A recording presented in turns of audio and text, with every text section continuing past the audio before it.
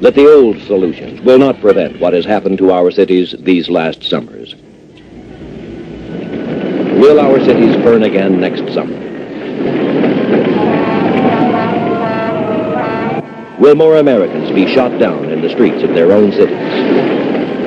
I'm convinced they will be, unless a great deal more is done. And I don't mean the sort of thing we have been doing.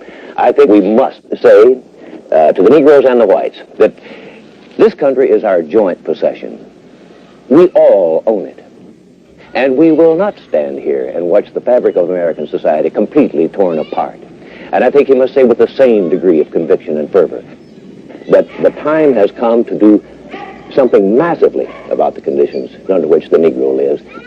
Things are wrong. We are going to change them, and we're going to change them on a massive scale. But while we're cleaning up this house, we're not going to let you tear it down around us.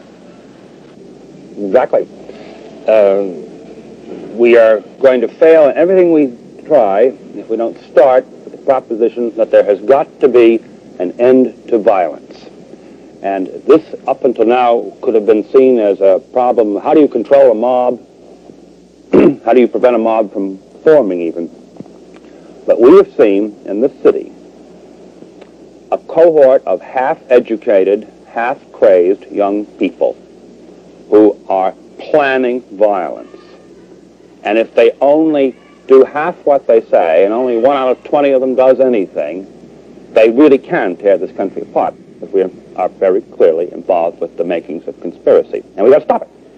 But we can not stop it in good conscience if we don't do the next thing, which is to say no conspiracy can succeed without the existence of an enormous, troubled, disorganized, agonized lower class, such as we have seen on the streets here. We can't change the minds of these young radicals. We can stop their conspiring, and we can take away the raw material of their revolution. And the American people will solve this situation to the extent, first, that we do not overpromise, and two, that we undertake to do things that have direct and immediate impact upon the people who are involved. We have got to have full employment. Everybody has to work, and no one should be allowed to excuse himself for not working. I think the United States government can become the employer of last resort, so that, in effect, anyone seeking work, not finding it after a point, a job is found for him, period. American business has not produced full employment in this country, although it's talked about it for a quarter century. American unions have not produced full employment, and indeed both have pursued practices which probably have been as much a negative in this respect as positive. The second thing I think we have to do is get a certain measure of income redistribution. It's too far from the bottom to the top in this country. Has stayed that way too long. A perfectly clear proposal would be to establish a family allowance, such as they have in every industrial democracy in the world, say the United States, a system whereby persons raising dependent children, parents, each month receive a flat payment to help with the cost of those children. Do it without social workers, do it without charity, put money in the hands of people and let them run their own lives. We've also got to face the problem of integration. If you were to put bets on any one thing, I think it would have to be that the largest single source of the difficulties of the Negro people in this country is that they are not allowed to move freely in this society. We talk about giving a man a sense of his own dignity and manhood. What manhood do you have if the fact is that you can only live in one part of the city? And you know it. We're not a racist country, but there is racial feeling. It starts somewhere and it stays with most people, and we don't see that there's a white problem in this country that is the worst of them all.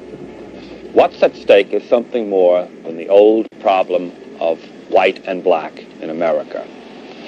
40 years ago, every industrial democracy in the world had slums such as we've seen here in Detroit, had troubled, disorganized people such as we've talked to here in Detroit.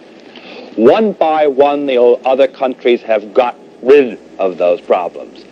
We have been saying we're going to get rid of these problems. We have been saying we're going to have full employment, we're going to have good housing, we're going to have equal opportunity, and it never happens.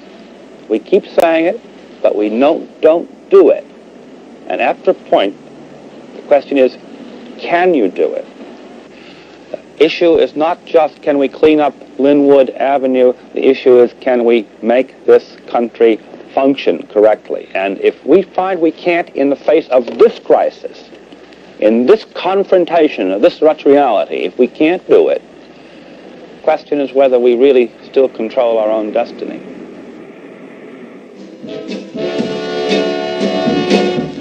They say this is a big rich town, but I live in the poorest part.